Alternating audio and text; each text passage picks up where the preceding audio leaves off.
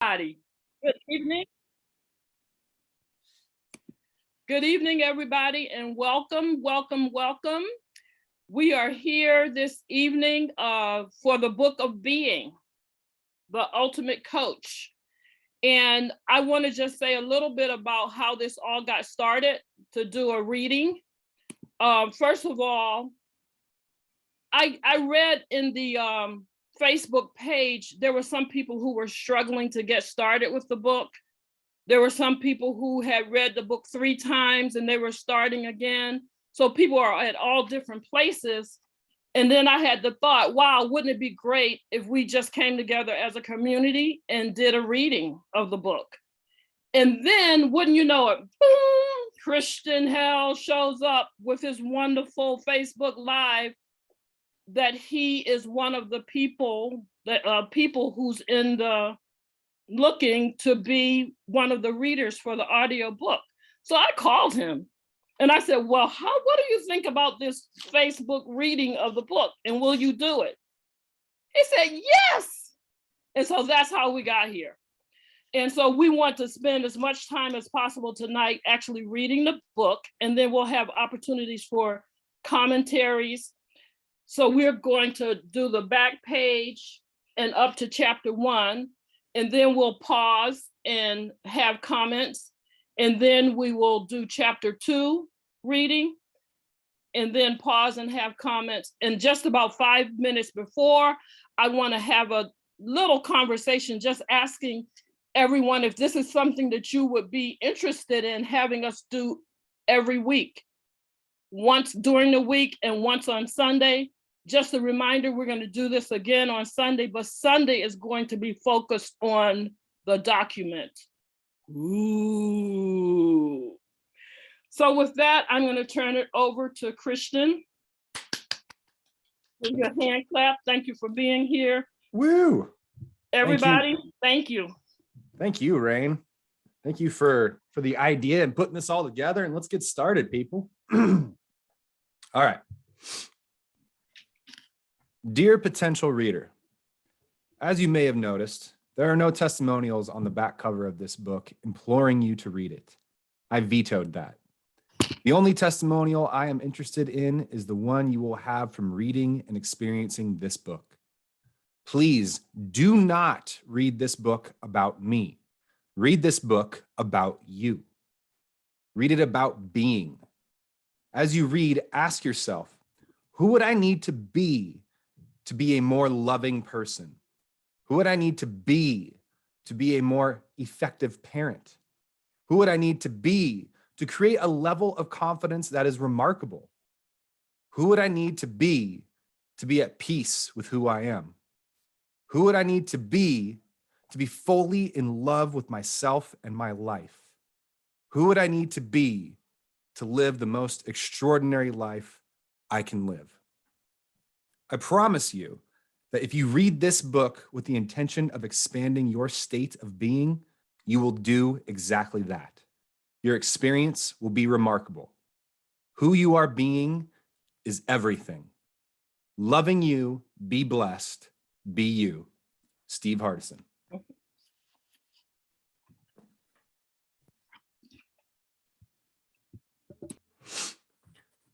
Before you begin, Steve Hardison. I never wanted to write a book, and I haven't. I never wanted to have a book written about me, but here it is. This book is a gift from my wife, Amy, who wrote it, and my friend, Alan D. Thompson, who conducted the research and interviews on which it is based. And it's not just a gift to me, but to you too. And now you're reading it. So with your permission, I'll give you some suggestions on how to read it. You see, this isn't an ordinary book. It's not simply a biography. It's not a self-help book. It's not a literary classic. It's definitely not a book about how to coach. In fact, it's not a book about doing anything. It's a book about being, and it's a book about you. To access this book, ask yourself these questions as you read. Who am I being as a partner, parent, or friend? Who am I being as a leader? Who am I being as a member of my community? Who would I need to be to have miracles show up in my daily life? Who would I need to be to create value in the work I do? Who would I need to be to generate a life of abundance? Who would I need to be to alter my relationship with fear? Who would I need to be at peace with my past? Who would I need to be to step powerfully into my future? Who would I need to be present as a way of being? Who would I need to be to live the most extraordinary life I can live? Who would I need to be to know that my life makes a difference? Who would I need to be fully in love with myself and my life? Who would I need to be to improve my relationships with the most important people in my life? Who would I need to be to read The Ultimate Coach and have a personal breakthrough in being wonderful me? The best part about this book about you, is that it is endless. The story goes on, and it's written by your being. Loving you, be blessed, be you. Steve Hardison. Forward, Iyanla Van Zandt. The Reverend Dr. Iyanla Van Zandt is an American life coach, celebrated spiritual teacher, 6-time New York Times bestselling author, inspirational speaker, Emmy Award-winning television personality, and host of Iyanla, Fix My Life on the Oprah Winfrey Network. She is one of the most recognizable life coaches in the world. Have you ever had a serving of macaroni and cheese that was so amazing that it made you want to pee? Maybe mama or grandma made it. Maybe it's the right combination of cheeses, the creaminess, the balance, the beautiful warmth, the taste. In the future, you will compare every other dish of macaroni and cheese to that amazing dish, and nothing you compare it to will ever measure up. I haven't found anyone that measures up to Steve yet, not even me, and I'm good. I don't hold a candle to Steve Hardison because he's otherworldly. I don't know what planet he came from. Even though he might be able to walk on water, I think that he usually takes a boat. Plus, then he doesn't mess up his shoes because he and I are shoe whores. He restructured my DNA. Steve Hardison told me that I was powerful and brilliant. He told me, "You are by far the best public speaker that I have ever heard in my life." How are you telling a Black girl out of Brooklyn that I'm a better speaker than Werner Erhard? You got to be kidding. You are powerful. Every time this man would say to me something like, "You are powerful," it would take me about 3 weeks to process that in my system. This is what I know to be true. Some things speak to your mind. Some things speak to your heart. Some things speak to your soul. And some things speak into your spirit. And when something is speaking into your spirit, your mind can't comprehend what it is. Your heart can only feel it, and your soul allows it, but it is your spirit that responds. Nothing that anyone has said, can say, or would say can describe the experience of coaching with Steve Hardison. Every experience is unique and authentic to who you are and what your spirit needs. Not your mind, your heart, not even your soul, but your spirit. The part of you that's connected to the angelic realm. Trying to articulate what happens in the experience of Steve Hardison goes beyond a place that your intellect can hold in the moment. When you go back and think about it, you can get the words that can describe it intellectually or mentally, except that it's really at the molecular level of your spirit. I won't do anything big unless I call Steve first and tell him what I'm considering, and he'll have the same response every time. How can I help? Is there anything you need me to do?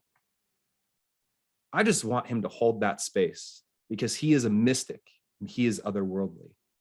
For me, it's enough just to know he's holding my project or concept in his space. I don't even have to think about it. I don't think I've ever asked him to pray either. He is the prayer. Anybody reading this book has a blessing that many of us didn't have. Authors don't usually write about mystics until they're dead. Steve is here now. This book is preparation. It readies your mind. It moves the ego out of the way. Because if you read these words and are open to the experience, you're ready. Remember that you are stepping into the presence of an angel. It's not going to be anything like your imagination. What do you wear when you go meet an angel? My invitation to you would be to show up naked. Reverend Dr. Iyanla Van Zandt, Maryland, USA, November 2021.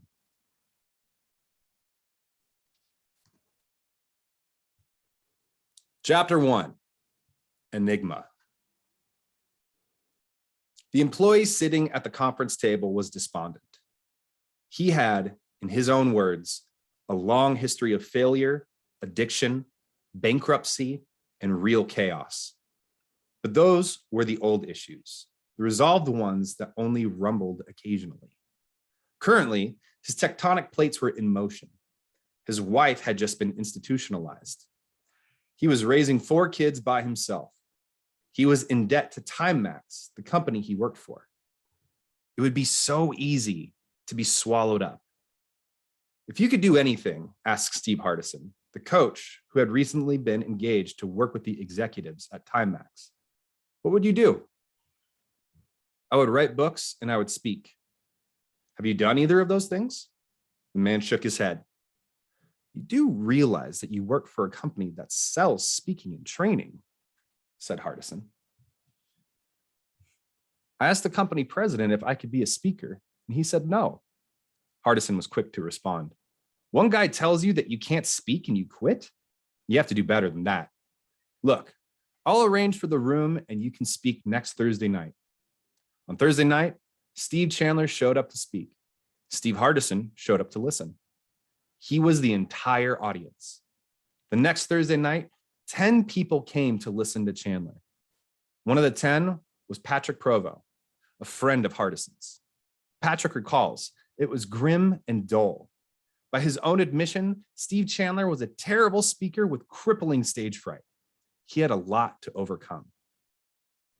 One day, Chandler came to TimeMax after attending one of Landmark's personal development seminars. It was about creating your future. He had bounce in his step. When he saw Hardison, he announced, I now have a 5-year plan for becoming a public speaker. If that's what you want, that's fine, said Hardison. His words poked holes in Chandler's exuberance. Is there something wrong? Asked Chandler. You could take 5 years to become a public speaker if you want, or you could do it in 5 months. I'm not you, Chandler said. I have to take a public speaking course. I have to get over my stage fright. That takes time. It's all in your head. It all seems so logical, so real to Chandler. Did Hardison always bend reality? Would it be as pliable for Chandler? Chandler was willing to find out. Chandler passed out flyers to the businesses near TimeMax, inviting people to attend a free talk on achieving goals. He made up a booklet with some of his favorite quotes from Stephen Covey, Napoleon Hill, and Tony Robbins. Chandler would build a discussion on the quotes, which was much less terrifying than standing on his own expertise. As a single father with full custody and no money for babysitting, his kids would attend. They would be their dad's official pencil runners and his unofficial cheerleaders. To counter his stage fright, Chandler practiced his presentations whenever he could, at home, in the car, during dinner. Before his kids went to bed, he would gather them and say, I want to give you one of my talks. They groaned. Only for 10 minutes, that's all, insisted Chandler. Just as Chandler was hitting his stride, he was interrupted with, Dad, this is so boring. Count your blessings, he replied. You only get 10 minutes. Grown-ups get an hour. One day, Hardison read a booklet on fundraising that Chandler had co-written before he worked at Time Max. This is amazing, he said to Chandler. Why don't you present these ideas to the whole Time Max team? Chandler blanched. I could never stand in front of the whole company and speak. Of course you can, insisted Hardison. Chandler did it, but his nerves were espresso jittery. He was relieved when it was over. Chandler thought he did all right. Hardison thought he was wonderful. He asked Chandler to autograph his booklet. I thought he was mocking me, says Chandler. I felt like the kid with ALS who plays on the school football team because of the coach's compassion. The other team lets him score a touchdown out of pity and because they were way ahead.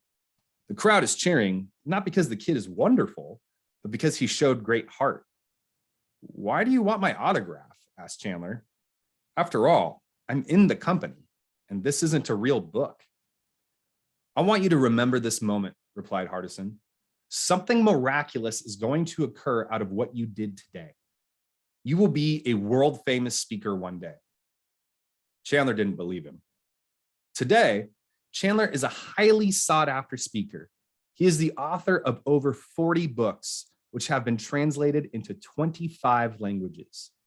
He has created in-person and online coaching schools that are in high demand. He is known throughout the world as the godfather of coaching. When he speaks and writes, he consistently acknowledges the coach who was integral in helping him become who he is today. He says things like, Hardison is known in coaching circles and business circles and personal growth circles and any circle you can think of as the ultimate coach. He coaches way beyond the normal concept of coaching. To call him a mere life coach is like calling the Beatles a garage band. Trent LaMarche kept encountering Steve Hardison in Steve Chandler's books. LaMarche writes, I was intrigued by this fellow Steve Chandler kept mentioning, this ultimate coach, who coached Chandler for nearly 30 years. I was in awe of his fees he commanded and the people he coached. My main question was, what on earth does he do to warrant such respect and admiration? That question may well be in the minds of those who pick up this book. LaMarche found his answer, slowly, as bits and pieces and stories about the man surfaced.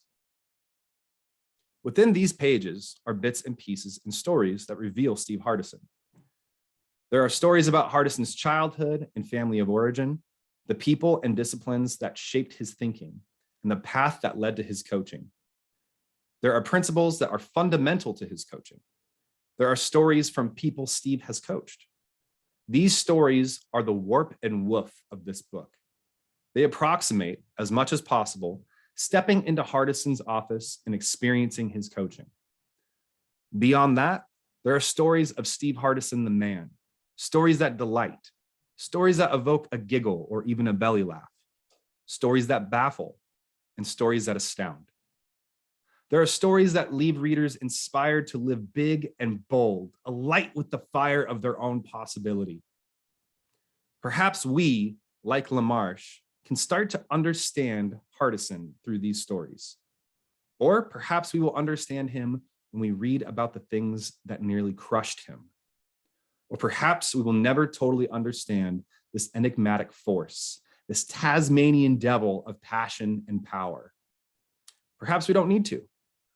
Perhaps all we need is to inhale some of his energy.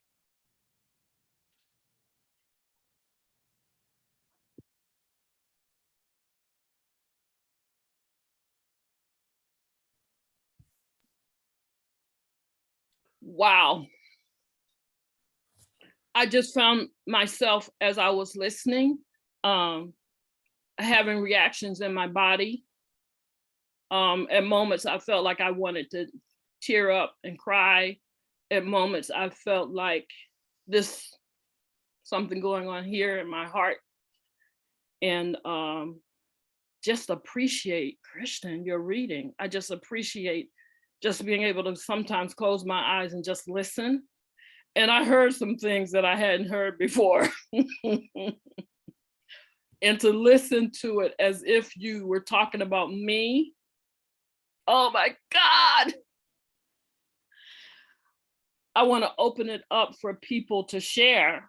And I ask that you share about you. You can raise your electronic hand.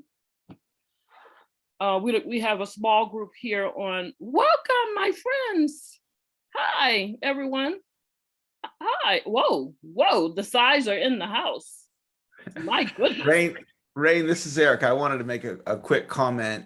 And the community has been asking for, the audio version. And this is the very first time that audio has been made available to the community. And it's just really special that we're able to go live in the Facebook group. And it's really special that Steve's with us right now. Oh, that's Steve. Kristian, that was just absolutely beautiful. I just loved listening to you, and I loved you bringing the book to life in audio. And with that, I'd like to open it up. If anybody would like to share, you can hit the virtual hand raise button, and or you can do it the old-fashioned way. Either way, and I can change the settings here so we can all see each other. Stephen, if you want to come on out and share. Hold on one second. I want to acknowledge my friends who are here. Hi. And Steve, you look different. Something about you looks different. And Carolyn, hi. Welcome. So we're going to go with Stephen Tsai. He has his hand raised. And let me see. Oh, do I have to change it? Yeah. Okay, there we go. You can unmute yourself now. Great, thank you. Rain, thank you for the invitation and subsequently my invitation to my family and friends. I just want to acknowledge Kristian for his voice and his being about what he was reading. So I wasn't listening to Kristian, I was listening to the book. And so what an excellent translation of that. I also want to acknowledge Steve for being on, given who you are for so many people and the excitement that you've created within Rain that has translated, to my interest in participation. And yes, I received my book today. So this, this was a great moment. So I'm excited, and I had my family come on because I moved now because I made a request. I made a request of them, and they joined because of my being. I get my being. And what I look to get is sustainability in that. Not just sustainability in being, because I believe we're being all the time, but it's the being that I create. That's sustainability in that. So I'm listening. So it's appropriate that this particular session is called listening. And I want to create a listening that I have with my family, with myself. They get me. And sometimes I don't get myself. Right. So just by them joining to listen has already created possibility for me. And that possibility for me, I have experienced is the possibility in my community, in my network. They speak differently of me than I speak for myself. Mm. So I get to be what's available so that we all have the same listening or similar listening. And that's where I am right now. And just to put some levity in it, Steve, thank you for your peekaboo moment, whatever that was hilarious.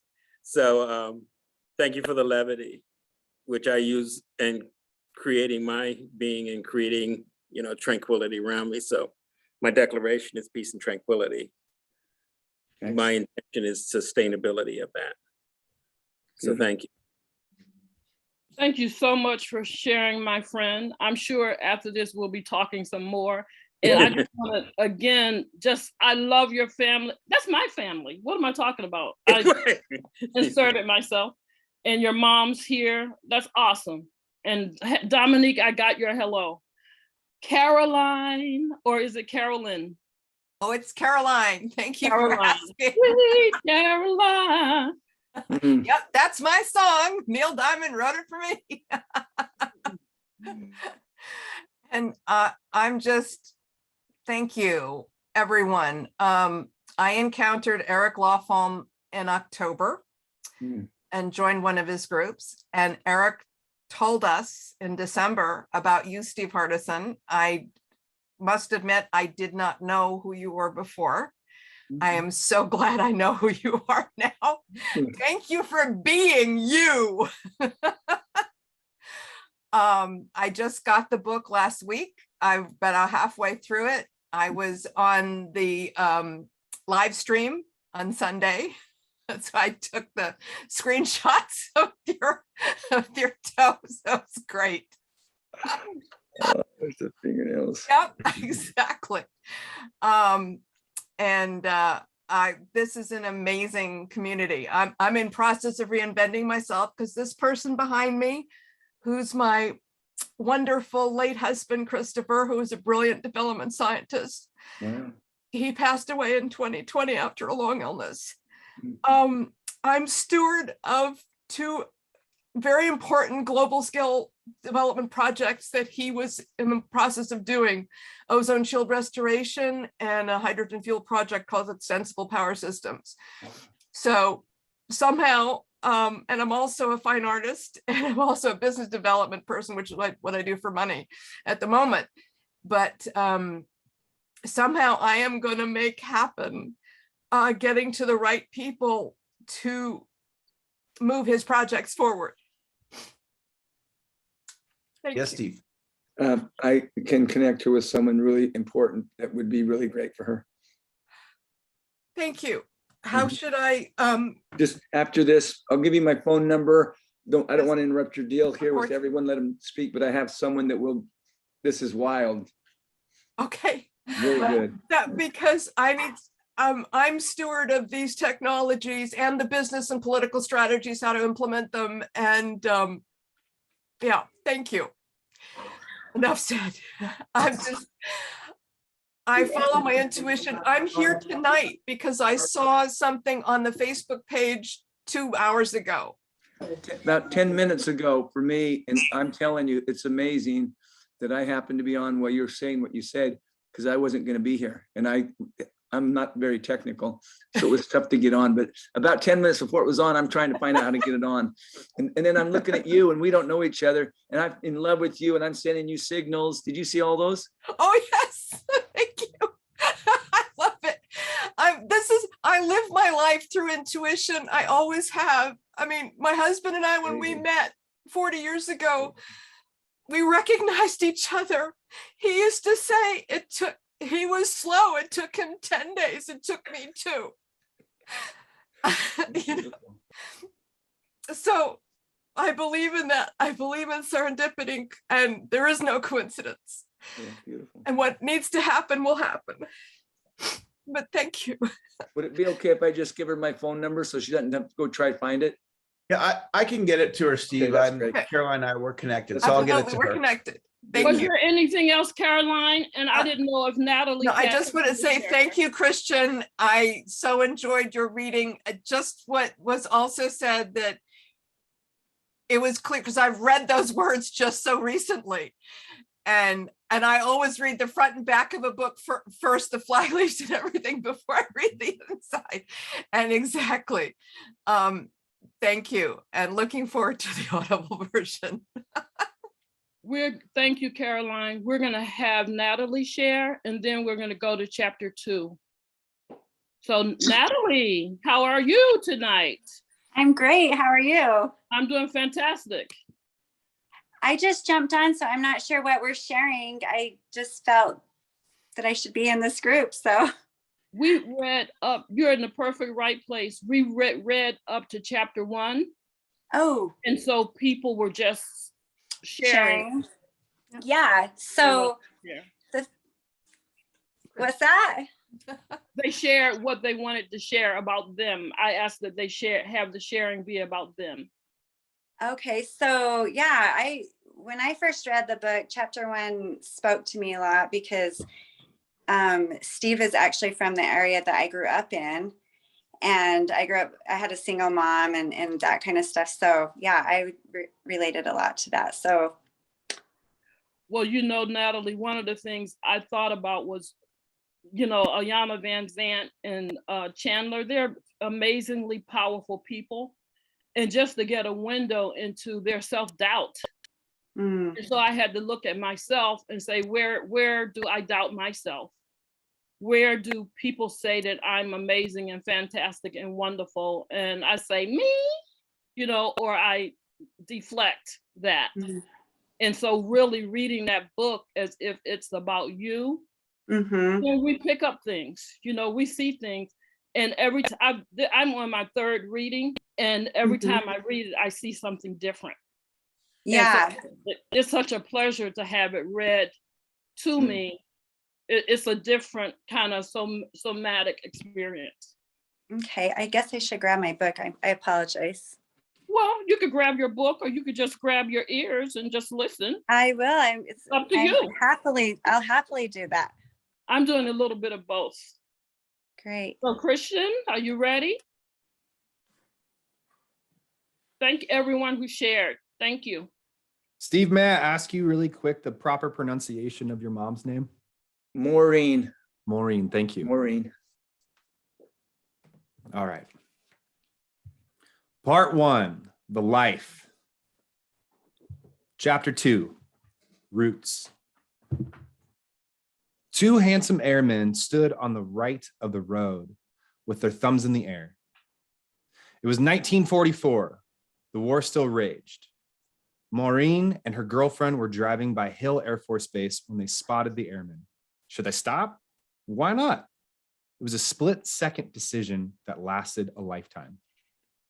Maureen Forbes was a Mormon girl from the small town of Clearfield, 25 miles north of Salt Lake City. She had green eyes and auburn hair. She was vivacious and intelligent, the valedictorian of the class of 1944 at Davis High. She played the organ, the violin, and the piano. She adored jewelry and had a flair for fashion. She also had a little bit of an attitude and just the right amount of kick-ass. Roy Hardison was a paratrooper in the Air Force. He was handsome, slender, and tall, just over 6'4". He was raised in Kentucky by God-fearing parents who walked several miles each Sunday to the local Baptist church. As sharecroppers, they lived a hard scrabble life, made harder by not knowing how to read or write. On payday, others helped them cash their paychecks, skimming the top off a check that barely covered necessities. Roy did everything possible to erase all traces of his humble origins from his life. His shoes were polished and his fingernails manicured. He was impeccably dressed. He was rough around the edges, but that was hardly noticeable when he cut such a striking figure.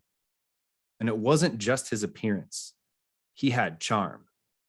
Later, Maureen would frequently say he could talk the birds out of the trees. Maureen was smitten. At 18, Maureen still had to be home at 10 every night. Roy was adventurous and exciting, the opposite of Maureen's tamped down life. They eloped on June 9th, 1945. Not ready to tell her parents, Maureen returned home as if nothing had changed. When her parents found out that Miss Maureen was Mrs. Hardison, they sent her to her husband. She had made her bed. She would lie in it. Children. It wasn't long before Maureen was expecting a 2-for-1 pregnancy. Unfortunately, her twins came too early. She delivered them in her bathroom, attended by her mother and a local doctor. Sammy and Danny didn't live long. The doctor dropped them in a bucket. Maureen's soul shuddered. By the next year, a healthy and robust baby boy, Rob, joined the family. He was followed by sisters Jamie and Teresa. In 1953, Roy was deployed to Bitburg, a small town in Germany. Phil was born in June 1954. 13 months later, Steve was born at the military hospital in Bitburg. He weighed 11.5 pounds and was the biggest baby born in the hospital as of 1955. A year later, the family was in Mountain Home, Idaho, and the year after that, Roy was deployed to Spain. Maureen and Roy's marriage was difficult. They both had strong personalities. Roy was fond of playing poker and played often with the officers from the Air Force Base. His losses strained the family finances, and he was a bit of a libertine. In the 1950s, it was routine and reasonable for Americans living abroad to employ household help. One morning, when living in Germany, Maureen walked into the kitchen and said good morning to the maid. The maid spat in her face. Why this sudden contempt? It seems Roy had forced himself on the maid. In Spain, Roy and Maureen went out to eat with another couple, whom we will call John and Mary. During dinner, Roy announced that he and Mary were in love. They were leaving their marriages and going off together. While Maureen grappled with this betrayal, Mary said, "I've changed my mind. I'm staying with John." Roy turned to Maureen and said, "Well, I guess I'll stay with you." Maureen longed for a divorce. Maureen longed to divorce Roy, but with 5 young children and no college education, her options were limited. She stayed in the marriage. Throughout his adult life, Roy was good at making money, but he was better at spending it. He frequently picked up the tab for steak dinners and rounds of drinks, propping up his image as a high roller with deep pockets. At home, Maureen barely had enough money to put food on the table. Roy's excessive spending and gambling debts caught up with him when they were living in Seville, Spain. He resorted to writing bad checks, 16 of them for a total of $810, worth about $8,000 today. He faced a military investigation. To avoid the possibility of a dishonorable discharge, Roy resigned from the Air Force. The family returned to the States and moved to Indiana, where they lived in East Gary, Hammond, and Griffith. One of Steve's earliest memories occurred at this time. He was young, still waddling in diapers. He was outside on the front porch. It was snowing. He couldn't get into the house. His diaper was soiled. No one was there to help him. They should be there to help him. He felt abandoned. This was not the most traumatic abandonment Steve would experience, but it was the first. It etched into his soul. Civilian life wasn't going well. Home life became violent, loud, explosive, uncertain, and stressful, especially when Roy had been drinking, and he drank a lot. Steve remembers a family dinner abruptly ending when his dad launched a bowl of mashed potatoes across the room, potatoes flying everywhere. If Roy wasn't drinking, he could be fun. Jamie remembers him playing kick the can with him. He liked practical jokes. However, his play edged to cruel. He short-sheeted his kids' beds, crumbled up cornflakes and put them in their sheets, and put Tabasco sauce inside of Oreos. Rob, Steve's older brother, learned never to take anything his father offered him. Roy taught Rob to play baseball by throwing baseballs as hard as he could at Rob. He taught Rob to swim by throwing him into a river in Germany and walking away. Nothing Rob did was ever good enough for Roy. If Roy raised his hand quickly, Rob ducked. By the time Rob was 14, he had peptic ulcers. Roy was gentler with his girls. He doted on Teresa. Phil and Steve were too young to pay attention to. The most traumatic event of Steve's young life occurred late one night when Roy, under the influence, was beating Maureen. All 4 kids were in the house, lying petrified in their beds. When Maureen screamed for Rob to help her, Roy threatened, "If you get out of that bed, I'll kill you." They all took him at his word. No one moved. Clearfield. Several states away, Ellen Forbes fretted. Her daughter was in trouble. She was sure of it. Ellen and John, JP, Maureen's parents, asked their son, Myron, to go to Indiana and assess Maureen's situation. Despite a debilitating fear of flying, Myron braved the 3-hour flight. When he got to Maureen's house, the kids were home alone. Maureen was working at a bar and Roy had been missing for several days, presumably on one of his benders. Myron reported back to Ellen. Ellen and JP scraped together the money for 6 train tickets to Ogden. Maureen and the kids fled before Roy returned. Ellen and JP were almost finished building a house next to their current one. When Maureen and the kids arrived, Ellen and JP moved into the new house and gave Maureen their old one instead of selling or renting it. Maureen had come full circle. She was back home under the watchful eyes of her parents in the small town where she had grown up. It was a relief. However, she didn't return to the religion of her youth, keeping her slightly out of step with her Mormon community. Ellen and JP were 68 and 73, respectively, when Maureen moved in next door. At an age when others might be retiring, Ellen and JP were still running their small farm, 11 acres just west of the railroad tracks. They had chickens, cows, and a small orchard with apple, apricot, and cherry trees. They grew beets, green beans, tomatoes, wheat, and hay. Their primary income source was from the milk their cows produced, but they also sold some of their produce. They didn't have the time or energy to raise a second family, but they were there for emergencies. Maureen started waitressing full-time and going to school. She was proud and independent. She did everything she could to make it on her own without church or government assistance. She didn't quite pull it off. They had industrial-sized peanut butter from the church's welfare center in their pantry and milk from JP's cows. Steve hated the milk Steve hated that the milk often had cow hair floating in it, but the milk and the peanut butter were enough to keep hunger at bay. Still, Steve hoped his friends would invite him home after school so he could get a snack and, on a really good day, an invitation to dinner. Work and school pulled Maureen out of the home for most of her children's waking hours. Jamie says there were long periods of time when they never saw their mom, except when she came home to sleep. Rob and Jamie were in charge of their younger siblings, but they were going to school and working at local restaurants. Rob worked as a busboy at the Officers Club at Hill Air Force Base from 6 p.m. to midnight, and then tried to stay awake at high school the next day, often unsuccessfully. Minimal supervision had its perks. Steve explored the farms, the culverts, and the town. No one was restraining his curiosity or his propensity for mischief.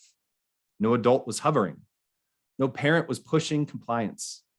He had ample space to be himself, but there were definite downsides.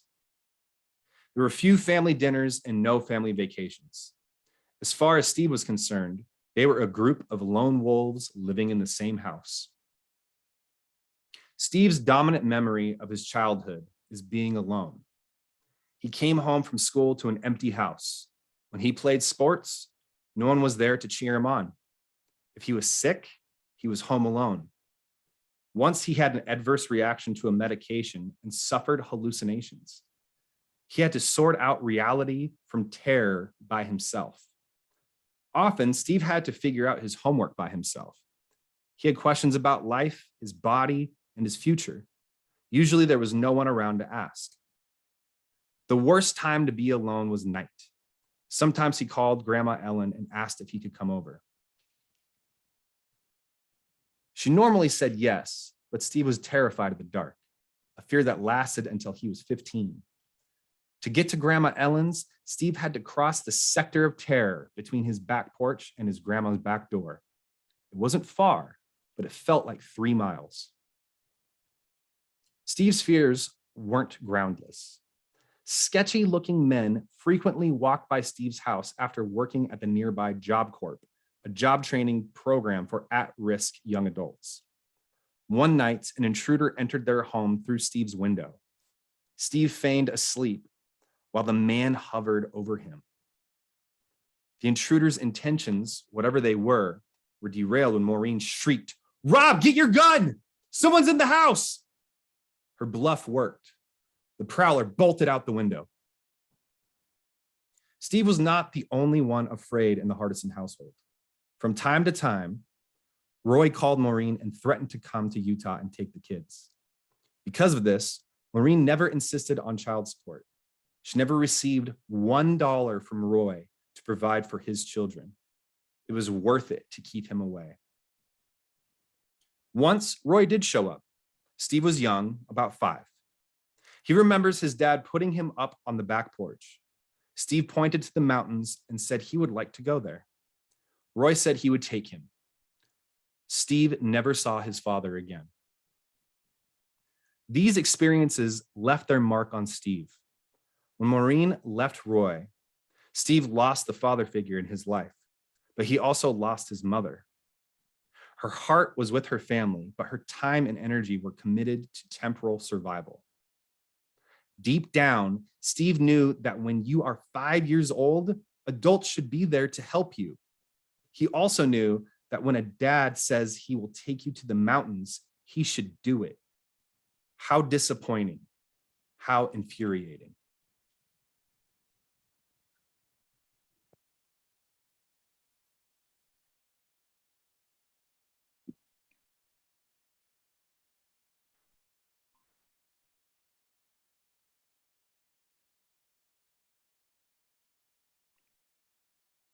So we open it up for sharing. And if you would like, you can also put your comments in the Facebook page.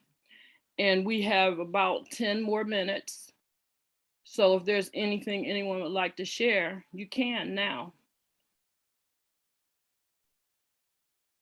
That includes you, Kristian. How was it for you?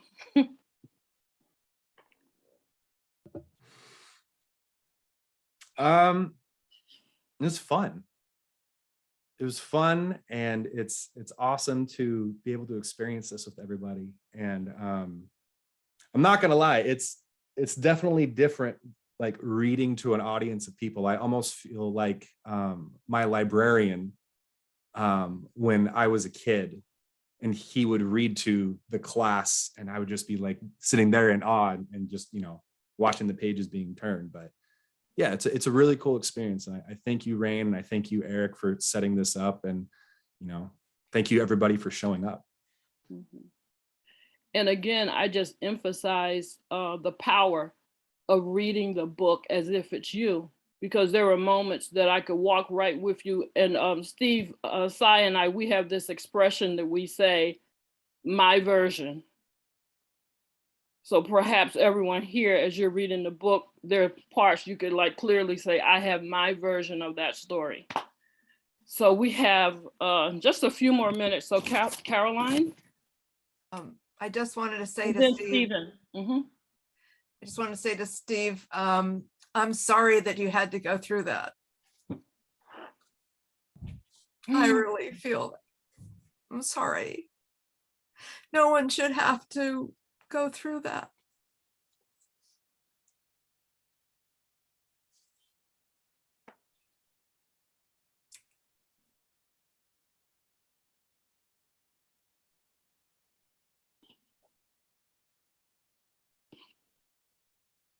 Thank you, Caroline. Anything else? No, and just Thank you. thank you. Sai? Yeah. Like Rain said, my version. So my version of Caroline's acknowledgement of you, Steve. My version of thank you for sharing that. One of the intriguing parts of my joining the group and listening is really the emphasis. Read this book as it's about you. So I'm listening to Kristian sharing the story and listening for and listening about my version. It's really a theme through a lot of the shares on the group. I get to hear my version, right up to even now with Caroline. My version. I lost my partner. Anniversary's next month. My version. Brilliant person. True artist. My version. Steve's life as a military dependent. My version. My mom taking 3 kids in the 1950s from Baltimore to Tokyo, Japan by herself to reunite with my father, who was in the Korean War. My version is very few Black people did that in the 1950s. Get on a TWA TriStar constellation and go to some foreign country and then come back. Like his parents went back, like his mother went back to Utah. You know, my version. Some of the fears, my versions. And then there's the ecstasies and the uniqueness of, you know, our lives. I wanted my mom to get that. I want my mom to get that. That's why she's on. Kristian, reading. Mom is a seasoned 35-year retiree elementary school teacher. She reads like Kristian. Makes it alive. Acknowledgement of my mom. She's Who's Who Teachers in America nominee. My version. And there's so many other my versions being shared in the group that has me intrigued, that has me buy the book, and has me looking forward. That's why I'm here.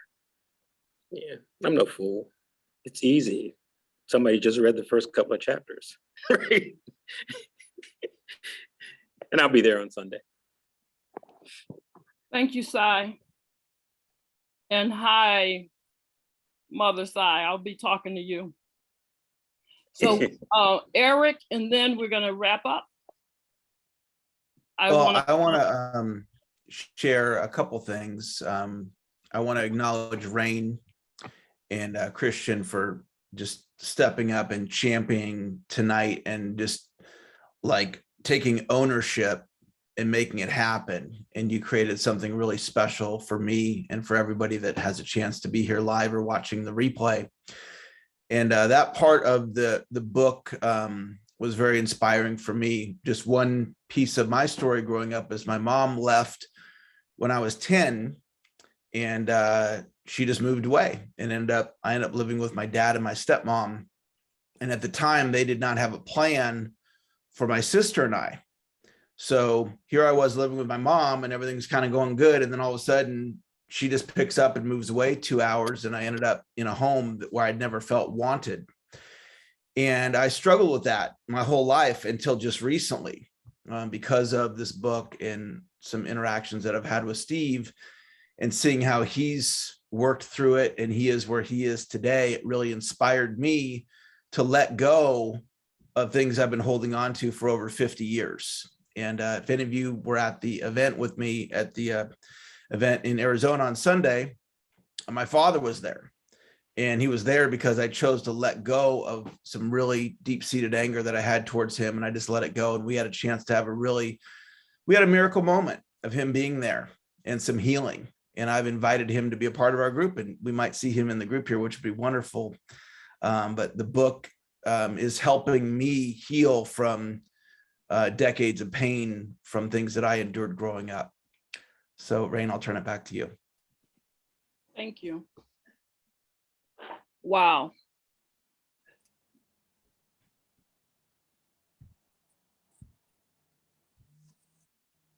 Thank everyone for being here.